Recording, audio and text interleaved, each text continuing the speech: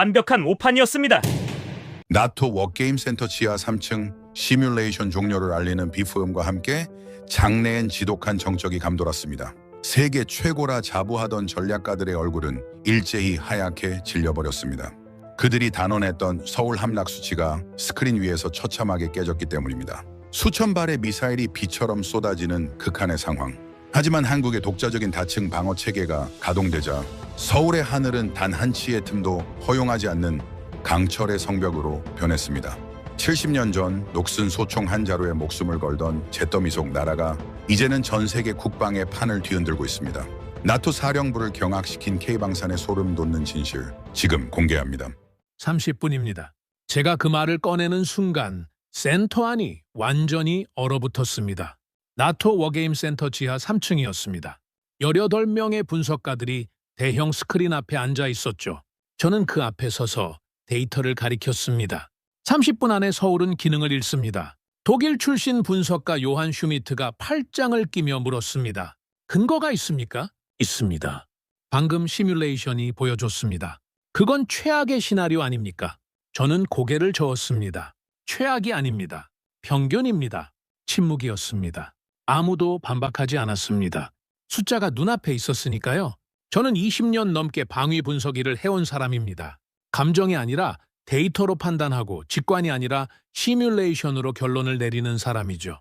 그런 제가 그날 본 숫자는 지금도 손이 떨릴 만큼 선명하게 기억합니다. 시뮬레이션이 시작됐을 때 처음 30초는 조용했습니다. 그러다 터졌습니다. 북한 장사 정포 240mm, 170mm 동시 발사 신호가 화면에 떴습니다. 붉은 점들이 순식간에 퍼져나갔습니다.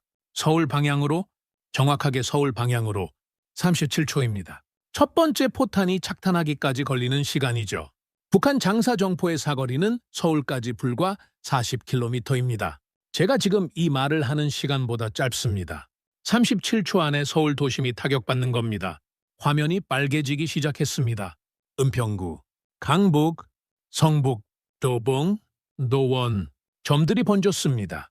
5분이 지나자 화면의 3분의 1이 붉게 물들었습니다. 10분이 지났습니다. 절반이었습니다. 15분이 됐을 때 요한 슈미트가 처음으로 팔짱을 풀었습니다. 아무 말 없이요. 30분이 됐습니다. 결과가 나왔습니다. 저는 그 숫자를 보는 순간 숨이 멎었습니다. 가슴 한가운데를 뭔가가 누르는 것 같았습니다. 무겁고 차가운 것이었죠. 18명 중 누구도 입을 열지 않았습니다. 완전한 침묵이었습니다. 로이터 통신이 이 분석을 바탕으로 보도했습니다. 서울은 수분 내에 치명적 피해를 입을 수 있다고요. 수십 분이 아닙니다. 수분입니다. 저는 그 침묵 속에서 화면을 바라봤습니다. 서울이라는 도시를 처음 방문한 건 15년 전이었습니다. 인구 1000만이 넘는 도시입니다. 한강이 한가운데를 가로지르고 남산에서 내려다보면 사방이 건물이죠. 밤이면 불빛이 강물에 반사되는 도시입니다. 잠들지 않는 도시였습니다. 그런데 화면 속 서울은 그냥 좌표들의 집합이었습니다. 타격 가능한 구역, 피해 방향, 숫자와 색깔로만 표현된 도시였죠. 가슴이 답답했습니다. 이건 전쟁 시뮬레이션이 아닙니다. 도시의 붕괴입니다. 그런데 회의가 끝나고 데이터를 다시 들여다보다가 저는 이상한 점을 발견했습니다. 시뮬레이션 변수들을 하나씩 확인했습니다. 북한의 포 배치, 발사 각도, 포탄 궤적, 예상 요격 포인트. 그런데 빠진 게 있었습니다. 한국이 자체 개발한 방공망 수치들이 없었습니다. 처음부터 없었던 것처럼요. 저는 옆에 있던 피에르 뒤보아에게 물었습니다. 한국 방어 시스템 데이터 어디 있습니까? 피에르 뒤보아가 화면을 흘끗 봤습니다. 필요 없을 겁니다. 큰 차이 없을 테니까요. 그 순간 뭔가가 제 안에서 확 치밀었습니다. 분노였습니다. 그런데 분노보다 더 강한 감정이 뒤따라왔습니다. 부끄러움이었죠. 저도 지금까지 그렇게 생각해왔다는 걸 알았으니까요. 확인도 하지 않고 처음부터 작은 나라로 규정해놓고 있었습니다. 저는 그날 밤 자리에 앉아 한국 방어 시스템 자료를 뒤지기 시작했습니다. 직접 찾기로 했습니다. 파일을 열었습니다. 첫 페이지를 보는 순간 손이 멈췄습니다. 숫자들이 제가 예상했던 것과 달랐습니다. 아주 많이 달랐죠. 3번 확인했습니다. 3번 다 같은 결과였습니다. 우리는 처음부터 가장 중요한 숫자를 빠뜨리고 있었습니다. 한국이 무엇을 가지고 있는지 우리는 아직 보지도 않았습니다. 한국이요. 피식 웃는 소리가 났습니다. 한 명이 아니었습니다. 여러 명이었죠. 저는 밤새 정리한 자료를 테이블 위에 내려놨습니다. 한국 방공망 수치, 요격 데이터, 운용 구조, 한 장 한 장 직접 뽑아서 묶은 것들이었습니다. 이걸 보셔야 합니다. 시뮬레이션에 누락된 데이터입니다. 에드워드 홀이 자료를 흘끗 봤습니다. 콜벡터, 우리가 지금 뭘 논의하는 자리인지 알고 있습니까? 알고 있습니다. 그래서 가져온 겁니다. 나토 방어체계 검토 자리입니다. 한국 장비 품평회가 아니에요. 웃음이 또 나왔습니다. 저는 그 웃음소리를 들으면서 가슴이 뜨거워지는 걸 느꼈습니다. 화가 난 게 아니었습니다. 더 정확히 말하면 이 웃음이 익숙했습니다. 저도 몇 년 전까지는 저랬으니까요. 한국, 6.25 전쟁이 끝나고 잿더미 위에서 출발한 나라입니다. 한때는 소총 한자로 제대로 못 만들던 나라였죠. 미국이 무기를 줬고 미국이 훈련을 시켰고 미국의 그늘 아래서 간신히 나라를 지켜온 나라였습니다. 그 이미지가 지금도 이 회의실 안에 가득 차 있었습니다. 그런데 저는 어젯밤 숫자를 봤습니다. 한국 방산이 거기까지 수준이 되겠습니까? 에드워드 홀이 단호하게 말했습니다. 확인은 해봤습니까? 제가 물었습니다. 목소리가 생각보다 낮게 나왔습니다. 에드워드 홀이 저를 봤습니다. 콜벡터, 우리가 알아야 할 건 위협이지 그쪽 장비가 아닙니다. 위협을 막는 게 우리 일 아닙니까? 막는 방법이 거기 있는데 보지 않겠다는 겁니까? 회의실이 조용해졌습니다. 에드워드 홀의 표정이 굳었습니다. 이건 체면의 문제도 있습니다. 체면. 저는 그 단어를 듣는 순간 머릿속이 하얘졌습니다. 체면이라는 겁니까? 지금 사람들이 사는 도시가 30분 만에 무너지는 시뮬레이션을 보고 난 자리에서 체면을 이야기하는 겁니까? 저는 자료를 집어들고 회의실을 나왔습니다. 복도에서 제임스 포드와 마주쳤습니다. 포드, 솔직하게 물어봐도 됩니까? 제임스 포드가 주변을 봤습니다. 짧게 하십시오. 한국 방산 데이터 미국은 갖고 있습니까? 침묵이었습니다. 있습니다. 그런데 왜 시뮬레이션에 안 넣었습니까? 제임스 포드가 저를 똑바로 봤습니다. 콜벡터, 이건 데이터 문제가 아닙니다. 그리고 걸어갔습니다. 저는 그 자리에 서서 그 말을 되새겼습니다. 데이터 문제가 아니라는 겁니다. 그럼 뭡니까? 기득권입니까? 자존심입니까? 아니면 인정하기 싫은 겁니까? BBC가 보도를 냈습니다. 한국은 글로벌 방어 체계에서 여전히 부차적인 위치에 머물고 있다고요. 부차적. 저는 그 단어가 머릿속에 박혀 떠나질 않았습니다. 그날 밤 저는 혼자 자료를 다시 펼쳤습니다. 한국 방공망 수치를 봤습니다. 숫자들이 화면 가득했습니다. 그리고 한 줄에서 손이 멈췄습니다. 이건 단순한 장비 스펙이 아니었습니다. 뭔가 더 큰 것이 보이기 시작했습니다. 소총 한자로 제대로 못 만들던 나라가 지금 이 숫자를 만들어냈습니다. 저는 한참을 그 자료를 바라봤습니다. 파일을 처음부터 다시 펼쳤습니다. 한국 방공망 구조도였습니다. 페이지를 넘길수록 뭔가 이상하다는 느낌이 강해졌습니다. 이상하다는 건 나쁘다는 게 아니었습니다. 예상과 완전히 다르다는 뜻이었죠. 첫 번째 층이 있었습니다. 장거리 요격 체계였습니다. 그 다음 층, 중거리, 그 다음 층, 단거리, 그 다음 층, 근접 방어. 층이 계속 나왔습니다. 하나가 뚫리면 다음이 막고, 그게 뚫리면 또 다음이 막는 구조였습니다. 저는 자료를 내려놓고 천장을 봤습니다. 유럽 항공 체계를 오랫동안 봐왔습니다. 미국 체계도 들여다봤습니다. 강력한 건 맞습니다. 그런데 구조가 달랐습니다. 대부분은 특정 위협에 특화된 단일 체계였죠. 한국은 달랐습니다. 층층이 쌓여 있었습니다. 컴촘하게. 빈틈을 찾기가 어려운 구조였습니다. 디펜스 뉴스가 보도한 내용이 떠올랐습니다. 한국 방공 체계는 전례 없는 수준의 통합성을 보여준다고요? 저는 그 말이 무슨 뜻인지 이제 알 것 같았습니다. 제임스 포드에게 전화를 걸었습니다. 포드, 한국 다층 방어 구조 자료 본 적 있습니까? 봤습니다. 어떻게 생각합니까? 침묵이 흘렀습니다. 콜벡터, 그 자료 어디서 구했습니까? 공개된 자료입니다. 지금 분석하고 있는 겁니까? 하고 있습니다. 제임스 포드가 낮게 말했습니다. 조용히 하십시오. 혼자서. 전화가 끊겼습니다. 저는 다시 자료를 봤습니다. 반응 시간 수치가 나왔습니다. 탐지에서 발사까지 걸리는 시간이 제가 알던 수치보다 훨씬 짧았습니다. 저는 숫자를 다시 확인했습니다. 틀리지 않았습니다. 그 다음 페이지는 비용 비교였습니다. 유럽 체계와 나란히 놓인 수치들이었습니다. 저는 두 숫자를 번갈아 봤습니다. 멈췄습니다. 성능은 비슷하거나 일부 항목은 앞섰습니다. 그런데 비용이 달랐습니다. 확연히 달랐습니다. 저는 자리에서 일어나 창가로 걸어갔습니다. 가슴이 이상하게 뛰었습니다. 분석가 생활 20년 동안 이런 느낌은 처음이었습니다. 뭔가 거대한 것을 발견한 사람이 느끼는 그 감각이었습니다. 흥분인지 두려움인지 구분이 안 되는 감각이었죠. 저는 생각했습니다. 이 나라가 어디서 출발했는지를 저는 알고 있습니다. 전쟁이 끝나고 국민 대부분이 굶었던 나라입니다. 군인들이 낡은 소총을 들고 싸웠던 나라입니다. 그 총도 자기들이 만든 게 아니었습니다. 받은 겁니다. 얻어서 쓴 겁니다. 그런데 지금 제 손에 들린 이 자료는 뭡니까? 이건 무기가 아닙니다. 하나의 생태계입니다. 탐지망이 움직이면 요격 체계가 반응하고 한 층이 처리하면 다음 층이 대기하는 방식이죠. 살아서 움직이는 구조입니다. 이걸 그 나라가 만들어냈습니다. 저는 처음 페이지로 돌아왔습니다. 우리가 시뮬레이션에서 이 데이터를 뺐습니다. 이 구조를 빼고 계산했습니다. 처음부터 틀린 계산이었습니다. 그리고 한 가지 질문이 머릿속을 떠나지 않았습니다. 이걸 알고도 뺀 겁니까? 아니면 몰라서 뺀 겁니까? 둘 다 문제였습니다. 하지만 더 무서운 건 따로 있었습니다. 우리가 그 답을 알면서도 모른 척 했을 수도 있다는 겁니다. 콜 벡터, 결정해야 합니다. 에드워드 홀이 서류를 테이블 위에 밀었습니다. 유럽 방산업체 3곳의 제안서가 묶여 있었습니다. 기한이 언제입니까? 72시간입니다. 저는 서류를 집어들었습니다. 첫 페이지를 펼쳤습니다. 납기 일정이 눈에 들어왔습니다. 납기가 36개월입니까? 맞습니다. 지금 당장 필요한 체계인데 36개월을 기다리라는 겁니까? 현실적인 일정입니다. 저는 서류를 내려놨습니다. 블룸버그가 최근 보도한 내용이 머릿속에 떠올랐습니다. 유럽 방산업체들이 납기 일정을 맞추는데 어려움을 겪고 있다는 내용이었죠. 보도가 아니라 지금 제 손에 들린 서류가 그걸 증명하고 있었습니다. 비용은요? 에드워드 홀이 다음 페이지를 가리켰습니다.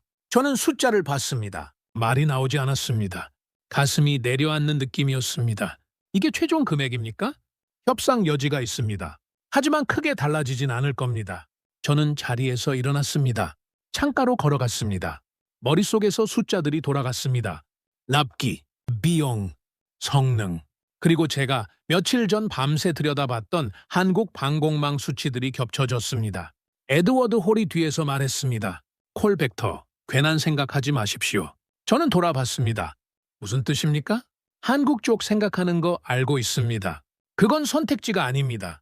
왜입니까? 여기가 어딘지 알고 있습니까? 나토입니다. 체면이 있는 곳이에요. 저는 그를 바라봤습니다. 그리고 천천히 말했습니다. 에드워드, 그 나라가 어디서 출발했는지 알고 있습니까? 에드워드 홀이 미간을 찌푸렸습니다. 무슨 말입니까? 소총 한 자루 제대로 못 만들던 나라였습니다. 전쟁이 끝나고 미국이 준 낡은 총으로 나라를 지키던 나라였죠. 그 나라가 지금 이 숫자를 만들어냈습니다. 그런데 우리는 체면을 이야기하고 있습니다. 회의실이 완전히 조용해졌습니다. 에드워드 홀이 대답하지 않았습니다. 저도 더 말하지 않았습니다. 그날 밤 저는 혼자 두 자료를 나란히 펼쳐놨습니다. 유럽 제안서, 그리고 한국 방산 수치들, 항목별로 하나씩 비교했습니다. 납기, 비용, 성능, 유지 비용.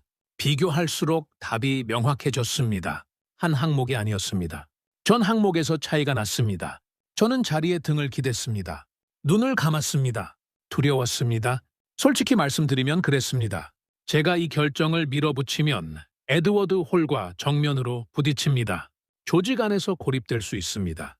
틀렸을 때는 모든 게 끝날 수 있습니다. 20년 경력이 한순간에 무너질 수 있습니다. 그런데 눈을 떴을 때 한 가지 생각이 머릿속을 가득 채웠습니다. 소총 한 자루 없던 나라가 이 숫자를 만들어냈습니다. 그 나라는 체면 같은 거 따질 여유가 없었습니다. 그냥 만들었습니다. 묵묵히, 정확하게. 저는 펜을 집어들었습니다. 틀리면 끝입니다. 하지만 이게 답입니다. 처음 보고서가 들어온 건 새벽이었습니다. 저는 자리에서 벌떡 일어났습니다. 숫자를 봤습니다. 눈을 비볐습니다. 다시 봤습니다. 숫자는 그대로였습니다. 제임스 포드에게 바로 전화를 걸었습니다. 포드, 이 시뮬레이션 결과 확인했습니까? 봤습니다. 전면전 시나리오입니까? 맞습니다. 북한 전 전력 투입 기준입니다. 저는 잠시 말을 잃었습니다. 어떻게 생각합니까? 제임스 포드가 낮게 말했습니다. 직접 보십시오. 전화가 끊겼습니다. 저는 보고서를 처음부터 읽기 시작했습니다. 이번 시뮬레이션은 달랐습니다. 단순한 장사정포 타격이 아니었습니다. 북한이 보유한 전력을 전부 투입한 전면전 시나리오였습니다. 지상군, 공군, 해군, 미사일, 드론, 사이버 공격까지 포함된 총력전이었죠. 저는 첫 번째 페이지를 봤습니다. 북한 지상군 전력이 나왔습니다. 병력 규모만 보면 압도적이었습니다. 전차 수천 대, 장갑차 수천 대, 야포 수만 문. 숫자만 놓고 보면 무시무시했습니다. 저는 그 숫자를 보면서 잠깐 긴장했습니다. 그런데 다음 페이지를 넘기는 순간 분위기가 완전히 달라졌습니다. 장비 연식이 나왔습니다. 북한 전차 대부분이 냉전시대 소련제였습니다. 수십 년 전 설계된 장비들이었죠. 야포도 마찬가지였습니다. 현대전에서 살아남기 어려운 구형 장비들이었습니다. 그리고 그 옆에 한국 장비 수치가 나란히 있었습니다. 비교가 되지 않았습니다. 한국 주력 전차의 장갑 관통력, 사격 통제 시스템, 야간 전투 능력, 숫자들이 북한 전차와 완전히 다른 차원이었습니다. 저는 두 수치를 번갈아 보면서 한 가지 생각이 들었습니다. 이건 전쟁이 아닙니다. 세대가 다른 겁니다. 다음 페이지는 공중전이었습니다. 북한 공군 전력이 나왔습니다. 전투기 숫자는 적지 않았습니다. 그런데 기종을 보는 순간 손이 멈췄습니다. 대부분이 구소련제 낡은 기종들이었습니다. 현대 공중전에서 살아남기 어려운 기종들이었죠. 그리고 한국 공군 수치가 나왔습니다. 최신 전투기, 첨단 레이더, 정밀 유도무기, 전자전 능력. 저는 두 전력을 비교하면서 시뮬레이션 결과가 어떻게 나올지 이미 짐작이 됐습니다. 시뮬레이션 결과가 나왔습니다. 개전 초기 6시간이었습니다. 북한이 장사정포와 미사일을 동시에 쏟아부었습니다. 수도권을 향한 집중 포격이었죠. 저는 화면을 바라봤습니다. 분명 처음 시뮬레이션에서는 이 장면이 서울을 붉게 물들였습니다. 그런데 이번엔 달랐습니다. 요격 체계가 작동했습니다. 첫 번째 층이 장거리 미사일을 잡았습니다. 두 번째 층이 중거리 포탄을 처리했습니다. 세 번째 층이 근접 위협을 차단했습니다. 층마다 막혔습니다. 뚫린 것들이 있었습니다. 하지만 처음 시뮬레이션과 비교하면 차원이 달랐습니다. 서울로 향하던 붉은 점들이 절반 이상 사라졌습니다. 그리고 계속 줄었습니다. 저는 화면에서 눈을 뗄 수가 없었습니다. 12시간이 지났습니다. 북한 공군이 투입됐습니다. 그런데 시뮬레이션 안에서 북한 전투기들은 차의 목표 지점에 도달하기도 전에 잡혔습니다. 한국 공군의 요격이 먼저였습니다. 레이더가 먼저 잡았습니다. 미사일이 먼저 나갔습니다. 북한 전투기들이 속수무책으로 화면에서 사라졌습니다.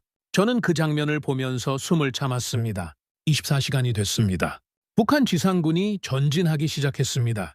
수천 대의 전차가 남쪽으로 움직였습니다. 숫자만 보면 압도적이었습니다. 그런데 한국 정밀 타격 체계가 작동하기 시작했습니다. 드론이 먼저 올라갔습니다. 정찰 데이터가 실시간으로 전달됐습니다. 그리고 정밀 유도 무기들이 떨어지기 시작했습니다. 북한 전차 종대가 멈췄습니다. 한 대가 아니었습니다. 선두 종대 전체가 멈췄습니다. 화면 속에서 북한 전차들이 하나씩 사라졌습니다. 대형이 무너졌습니다. 후속 부대가 전진하지 못했습니다. 저는 화면을 바라보면서 한 가지 생각이 머릿속을 지배했습니다. 숫자의 전쟁이 아닙니다. 이건 정밀도의 전쟁입니다. 48시간이 됐습니다. 북한 미사일 전력이 투입됐습니다. 탄도미사일이었습니다. 저는 화면을 바라봤습니다. 솔직히 이 부분이 가장 긴장됐습니다. 미사일은 속도가 다르니까요. 그런데 요격 체계가 작동했습니다. 탐지가 먼저였습니다. 레이더가 미사일 궤적을 잡았습니다. 요격 미사일이 올라갔습니다. 화면 속에서 탄도미사일이 중간에 터졌습니다. 하나가 아니었습니다. 연속으로 터졌습니다.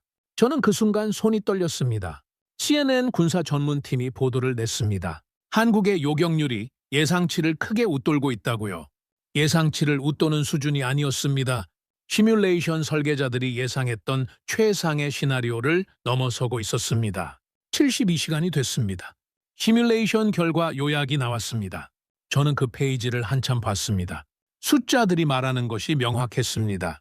북한 장사정포 무력화율, 북한 공군 전력 손실률, 북한 지상군 전진 저지율, 북한 미사일 요격 성공률, 항목마다 숫자가 있었습니다. 저는 그 숫자들을 하나씩 읽었습니다. 읽으면서 가슴이 뭉클해졌습니다. 70년 전 이 나라 군인들은 변변한 총 한 자루 없이 싸웠습니다. 동맹국이 준 낡은 장비로 세계에서 가장 험한 전장 중 하나를 버텨냈습니다. 그런데 지금 이 시뮬레이션 안의 숫자들은 뭡니까? 이게 같은 나라입니까? 소총 한 자루 받아서 쓰던 나라가 지금 탄도미사일을 하늘에서 잡아내고 있습니다. 에드워드 홀이 제 방으로 들어왔습니다. 보고서를 손에 들고 있었습니다. 표정이 굳어 있었죠. 이 시뮬레이션 결과 당신이 요청한 겁니까? 맞습니다. 전면전 시나리오까지 넣은 겁니까? 넣었습니다. 에드워드 홀이 보고서를 테이블 위에 내려놨습니다. 한참 봤습니다. 그리고 말했습니다. 북한이 상대가 안 됩니다. 저는 그를 바라봤습니다. 숫자가 그렇게 나왔습니다. 단순히 무기 차이가 아닙니다. 이건 구조의 차이입니다. 에드워드 홀이 처음으로 제가 하는 말에 동의했습니다. 저는 그 순간을 기억합니다. 그 사람이 그 말을 꺼내기까지 얼마나 오래 걸렸는지도요. 에드워드, 이건 방어가 아닙니다. 이건 지배입니다. 에드워드 홀이 아무 말도 하지 않았습니다. 그게 답이었습니다. 저는 혼자 남아 창밖을 봤습니다. 하늘이 밝아오고 있었습니다. 처음 시뮬레이션에서 서울이 30분 만에 붉게 물들던 화면이 떠올랐습니다. 그 숫자들이 지금은 완전히 달라져 있었습니다. 우리는 처음부터 잘못된 가정으로 시작했습니다. 한국을 없는 것처럼 취급했습니다. 그런데 현실은 달랐습니다. 한국은 거기 있었습니다. 조용히, 정확하게, 그리고 압도적으로 보고서가 돌기 시작했습니다. 제가 막을 수 있는 선을 넘어버렸습니다. 사흘 뒤였습니다. 제임스 포드가 제 방으로 들어왔습니다. 문을 닫았습니다. 그리고 의자를 당겨 앉았습니다. 폴란드가 움직였습니다. 저는 고개를 들었습니다. 무슨 뜻입니까? 한국 무기 체계 쪽으로 방향을 틀었습니다. 공식 발표는 아직입니다. 하지만 내부적으로 결정이 났습니다. 저는 잠시 말을 잃었습니다. 전면전 시뮬레이션 결과 때문입니까? 제임스 포드가 천천히 고개를 끄덕였습니다. 그게 결정적이었습니다. 저는 자리에서 일어났습니다. 창가로 걸어갔습니다. 파이낸셜 타임스가 이 움직임을 보도했습니다. 폴란드의 신속한 방향 전환이 전략적 변화를 의미한다고요. 단순한 무기 구매가 아니라는 겁니다. 저는 그 표현이 정확하다고 생각했습니다. 이건 거래가 아니었습니다. 이동이었습니다. 제임스 포드가 말을 이었습니다. 폴란드만이 아닙니다. 중동 쪽에서도 접촉이 시작됐습니다. 루마니아도 검토 중이라는 얘기가 들립니다. 노르웨이도 움직이고 있습니다. 유럽 업체들 반응은요? 제임스 포드가 짧게 웃었습니다. 웃음이 아니었습니다. 발등에 불이 떨어진 거죠. 저는 창밖을 바라봤습니다.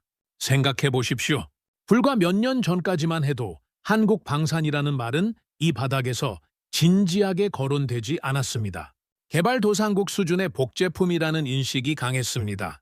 소총 한 자루 제대로 못 만들던 나라, 전쟁이 끝나고 미국이 준 낡은 장비로 간신히 나라를 지키던 나라, 그 이미지가 오랫동안 따라다녔습니다. 그런데 그 나라는 멈추지 않았습니다. 조립에서 설계로, 설계에서 독자 개발로 하나씩 올라갔습니다. 소리 없이, 묵묵히, 아무도 주목하지 않는 시간 동안에도 계속 만들었습니다. 그 결과가 지금 폴란드를 움직이고 있었습니다. 중동을 흔들고 있었습니다. 에드워드 홀이 들어온 건 그로부터 1시간 뒤였습니다. 표정이 달라져 있었습니다. 며칠 전 그 표정이 아니었죠. 콜 벡터 위에서 긴급 검토 지시가 내려왔습니다.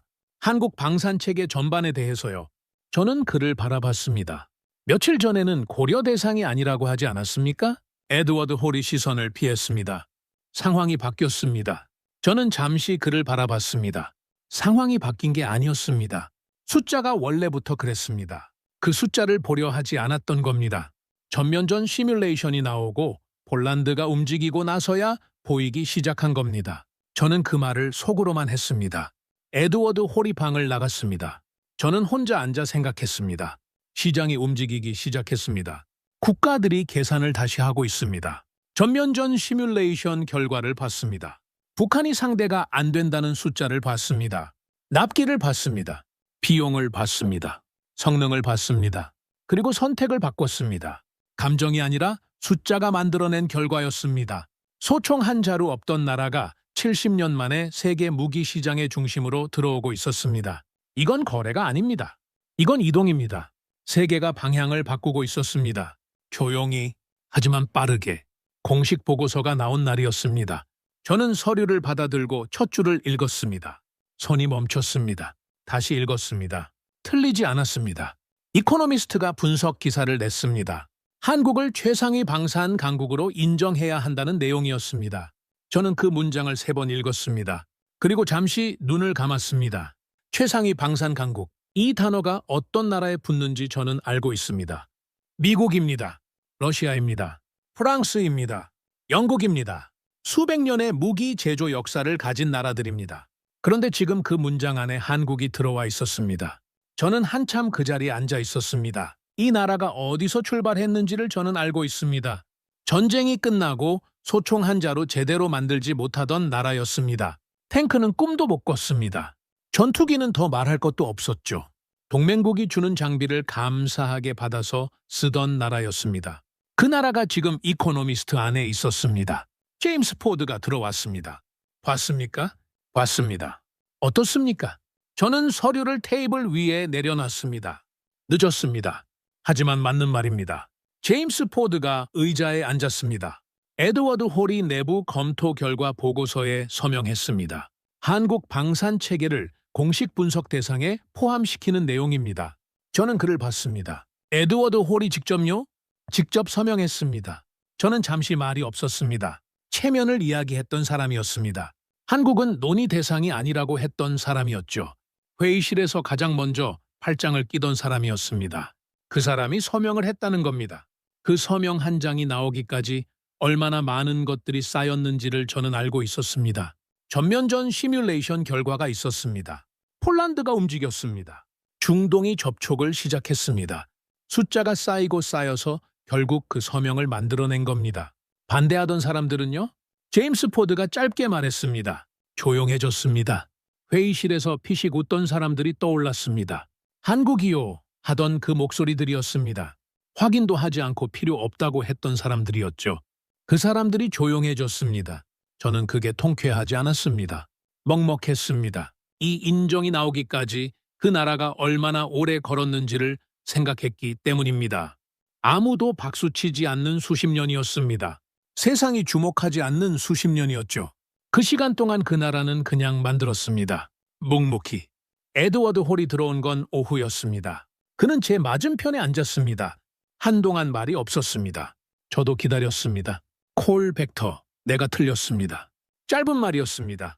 하지만 그 무게를 저는 알고 있었습니다. 자존심이 강한 사람이었습니다. 경력도 있었죠.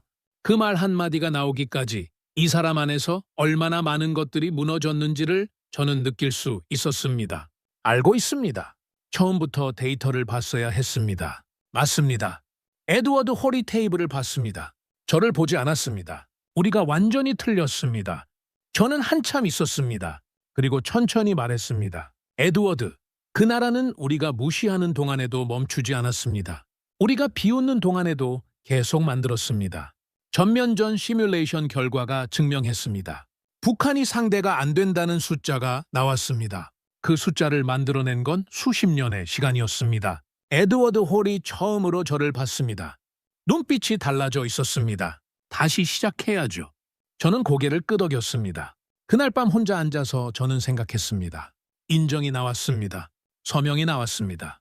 시장이 움직였습니다. 세계가 방향을 바꿨습니다. 그런데 이게 끝이 아니었습니다. 마지막 페이지가 아직 남아 있었습니다. 가장 중요한 페이지가요. 저는 마지막 파일을 펼쳤습니다. 한국 방산 구조 분석 보고서였습니다. 무기 스펙이 아니었습니다. 산업 전체의 연결 구조를 분석한 자료였습니다. 저는 첫 페이지부터 천천히 읽어 내려갔습니다. 읽을수록 이상했습니다. 제가 알던 방식과 완전히 달랐습니다. 제임스 포드가 들어왔습니다. 저는 자료를 가리켰습니다. 포드, 이 구조 어떻게 생각합니까? 제임스 포드가 의자를 당겨 앉았습니다. 전쟁이 바뀌었습니다. 저는 그를 봤습니다. 설명해 주십시오. 우리는 지금까지 무기를 만들었습니다. 한국은 구조를 만들었습니다. 다릅니다. 완전히 저는 자료를 다시 봤습니다. 개발과 생산이 연결돼 있었습니다. 생산과 운용이 연결돼 있었습니다. 운용에서 나온 데이터가 다시 개발로 돌아갔습니다. 끊기지 않는 순환 구조였습니다. 살아서 움직이는 구조였죠. 우리는 무기를 하나씩 만들었습니다. 만들어서 팔았습니다. 거기서 끝이었습니다. 그런데 한국은 달랐습니다. 만들고, 운용하고, 데이터를 모으고, 다시 개선했습니다. 그 사이클이 멈추지 않았습니다. 포린 폴리시가 보도했습니다. 한국의 방산 모델이 현대전의 개념을 다시 정의할 수 있다고요. 다시 정의하는 수준이 아니었습니다. 이미 바꿔놓고 있었습니다. 포드, 우리는 왜 이걸 몰랐습니까? 제임스 포드가 잠시 생각했습니다.